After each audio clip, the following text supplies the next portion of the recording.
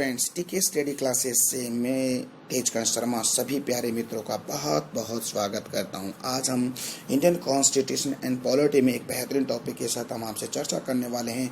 और आज का हमारा टॉपिक है विशेष बहुमत यानी कि स्पेशल मेजोरिटी। इसके बारे में हम बहुत ही डिटेल से अध्ययन करने वाले हैं। इससे पहले वाले जो टॉपिक था उसमें हमने दो प्रकार के बहुमतों की बात की थी। एक तो हमारा साधारण बहुमत यानी कि स्पेशल मेजोरिटी, एक हमने बात की थी प्रभावी बहुमत यानी कि इफेक्टिव मेजोरिटी, और बहुत डिटेल से हमने अध्ययन किया था।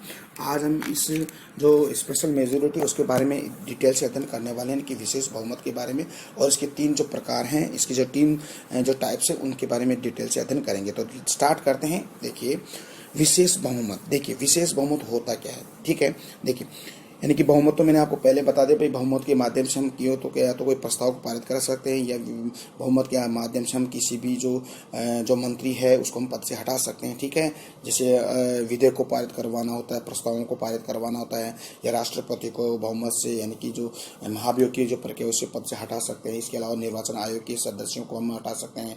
ठीक है, धन विधेयक को किस आधार पर पारित करा सकते हैं, और साधारण विधेयक को हम किस आधार पर किस प्रस्ताव के द्वारा पारित करा सकते हैं। ये बात हमने जो पिछले वाला जो वीडियो उसमें बहुत डिटेल से अध्ययन कर लिया। अब आज यहाँ पे हम बात करने वाले हैं विशेष बहुमत यानी कि स्पेशल मेजोरिटी के बारे में।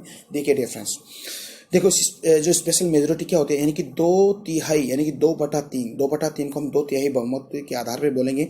यानी 2/3 सदस्यों के बहुमत को विशेष बहुमत कहते हैं। यानी कि 2/3 जो बहुमत होता है उसके सदस्यों को यानी कि बहुमत को हम क्या कहेंगे विशेष बहुमत कहते हैं। यह भी तीन प्रकार का होता है। देखिए इसके 3 टाइप्स है, यानी कि 3 टाइप हैं, यानी कि इसके विशेष बहुमत या स्पेशल मेजोरिटी के 3 टाइप्स हैं, 3 प्रकार हैं। तो उनके बारे में डिटेल से अध्ययन करते हैं।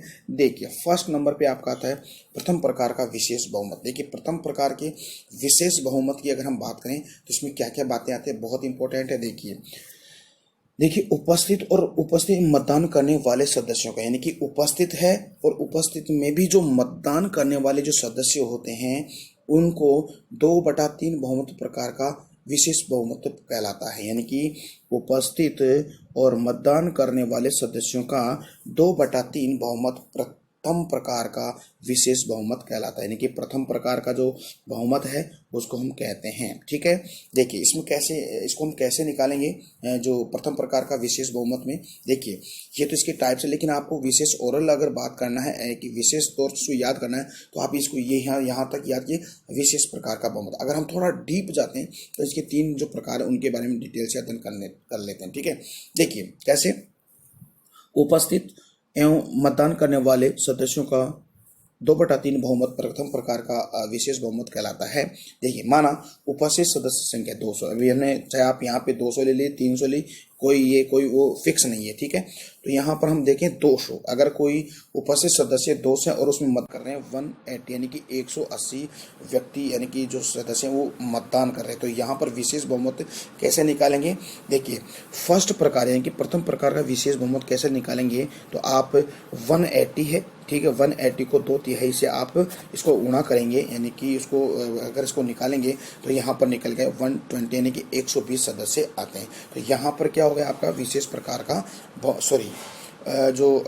प्रथम प्रकार का विशेष बहुमत हो गया है। ठीक है, देखिए एक बार फिर से देखिएगा कि माना उपस्थित सदस्य है, कोई सदस्य संख्या 200 है, ठीक है, और उसमें मतदान करें 180 यानी 180 सदस्य क्या कर रहे हैं, मतदान कर रहे हैं। तो यहाँ पर प्रथम प्रकार का जो विशेष बहुमत वो कैसे निकल के आएगा, तो आप 180 गुणा 2/3 से आप इसको करेंगे इसको हल करेंगे तो इसके सदस्य निकल के आएंगे 120 सदस्य निकल के आएंगे।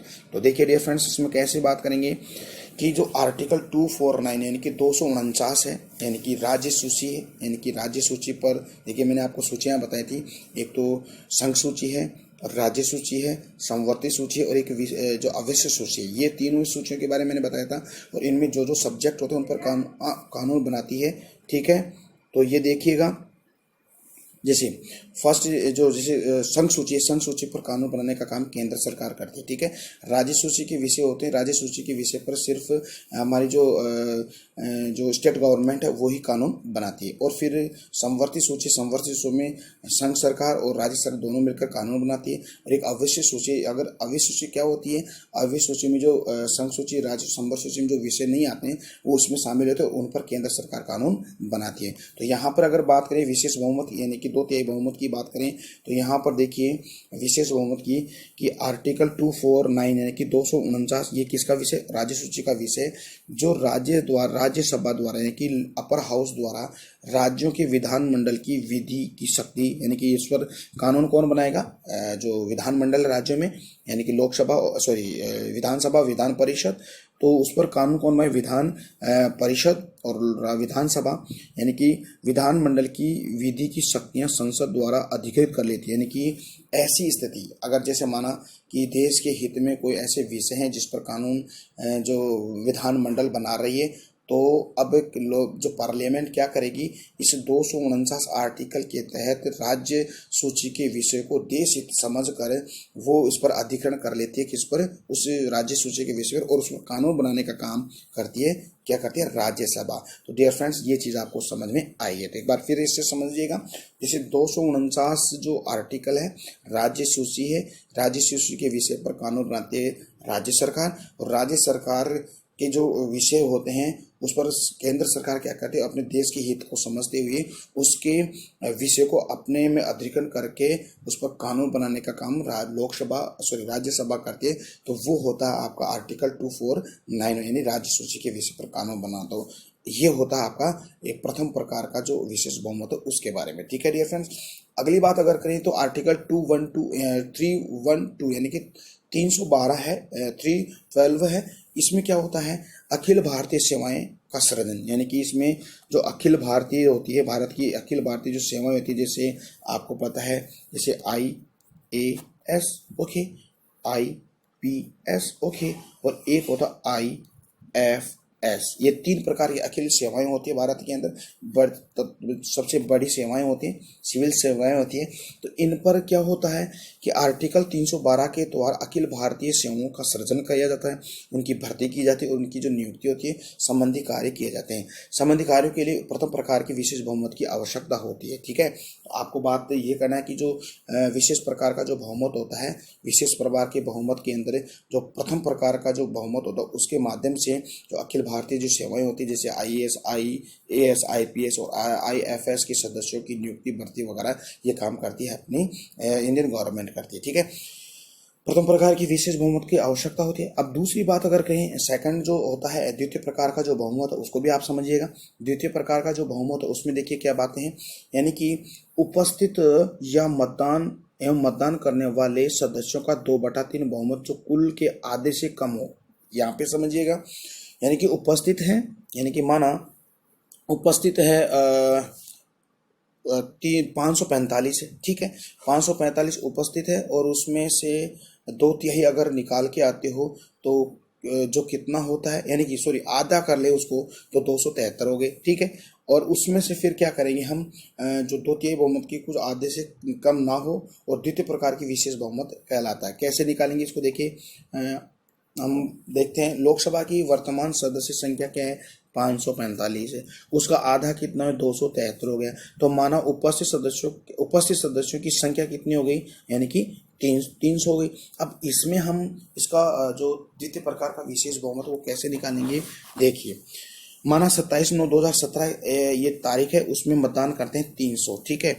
और 300 उस बहुमत के बारे में करते हैं तो 300 में से 200 तो कहते हैं यस, उस बहुमत के बारे में हमारी यस, इसके बारे में मत देते हैं, और इसमें 100 कहते हैं नो, यानी नहीं करना है इसके बारे में। तो ये 300 और 300 में 200 तो यस और 100 क्या हो गए, ये नो हो गए। तो अतः 200 कुल के, यानी कि सदस्य 200 कुल के आधे से कम है, यानी कि ये 200 है, ठीक है, कुल के क्या है, आधे से क्या है, कम हो गई, ठीक है। अतः 200 कुल के आधे से कम है, जबकि 300 का 2/3 है, फिर भी जो प्रस्ताव है वो पारित नहीं होगा। तो डियर फ्रेंड्स, आई होप ये चीज़ आपको समझ में आई है, ठीक है। फिर क्या होता है कि नेक्स्ट डे यानी कि 28/9/17 को हम बात करें डियर फ्रेंड्स, ये कोई डेटा नहीं है, हम एक एग्जांपल के तौर पे हम आपको बता रहे हैं, तो आप इसको फिक्स डेटा मत समझिएगा, ये एक एग्जांपल के तौर आपको एक बात समझाने की बात हम कर रहे हैं। तो देखिए दूसरे दिन क्या होता है कि कुल सदस्य हो गए आपके 460 हो गए, ठीक है, और 460 में उपस्थित कितने हैं 450 इसमें वोट कर रहे हैं। तो उसमें अगर देखें तो 300 तो उस प्रस्ताव के बारे में यस करते हैं और 150 क्या करते हैं यानी कि नो करते हैं, ठीक है।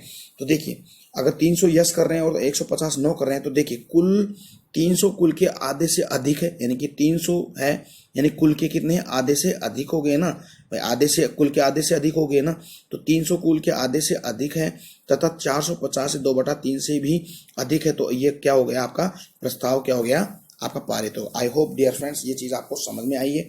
आगे हम बात करें तो देखिए अब इसके माध्यम से हम कौन कौन से प्रस्ताव कर सकते हैं। देखिए इसके द्वारा हमारा जो चीफ जस्टिस होते हैं, जस्टिस होते हैं, जज होते हैं, उनकी CAG, हम आगे CAG के बारे में बहुत डिटेल से हम अध्ययन करने वाले। CAG है मुख्य निर्वाचन आयुक्त आदि को हम इससे पद मुक्त यानी कि पदच्युत कर सकते हैं, उसको पद से हटा सकते हैं, यानी कि जज, ठीक है, CAG और मुख्य निर्वाचन आयुक्त को हम पद से हटा सकते हैं, ठीक है।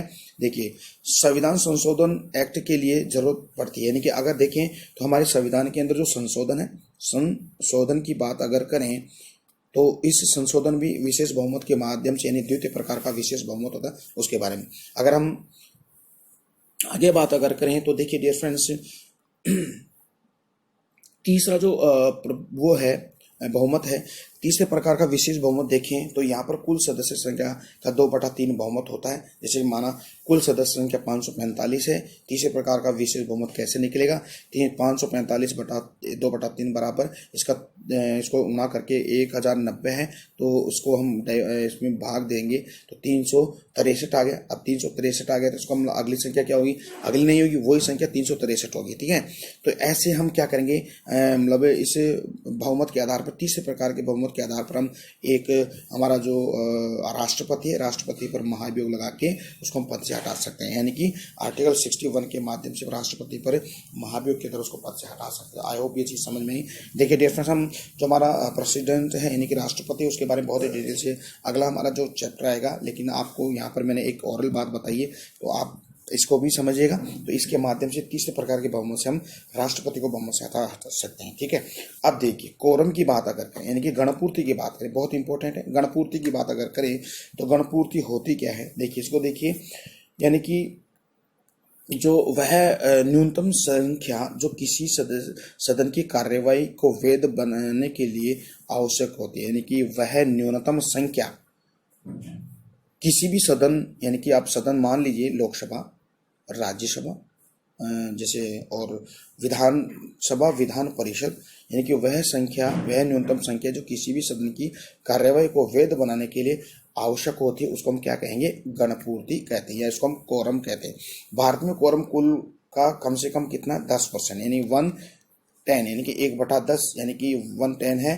तो इसको कैसे देखेंगे, जैसे माना कि जो हमारे लोकसभा में है, लोकसभा के अंदर 545 सदस्य है, जिसका 1/10 क्या होगा यानी कि 55.5, इसको हम पूरा करेंगे 55, तो 55 सदस्य होंगे तभी लोकसभा की क्या होगी जो सभा यानी कि बैठक होगी, अन्यथा इसको नहीं कर। जैसे माना कि जैसे अपने जो राजस्थान की जो लोक विधानसभा है उसमें सदस्य संख्या कितने हैं, 200 है, 200 है, ठीक है। अब उसका 1/10 क्या होगा, तो 1/10 क्या होगा देखिए, यानी कि 10 का इसमें भाग देंगे, डिवाइड कर लेंगे तो ठीक है, यानी कि 20 सदस्य है, यानी कि विधानसभा की सदस्य संख्या का 10% 1/10 हो गया, 20 हो गया, तो 20 होंगे तभी विधानसभा, राजस्थान की विधानसभा की बैठक होगी, अन्यथा इसमें अगर 9 यानी कि 19 है यानी कि 19 भी होगा तो ये सभा नहीं होगी, यानी कि इसकी बैठक नहीं होगी।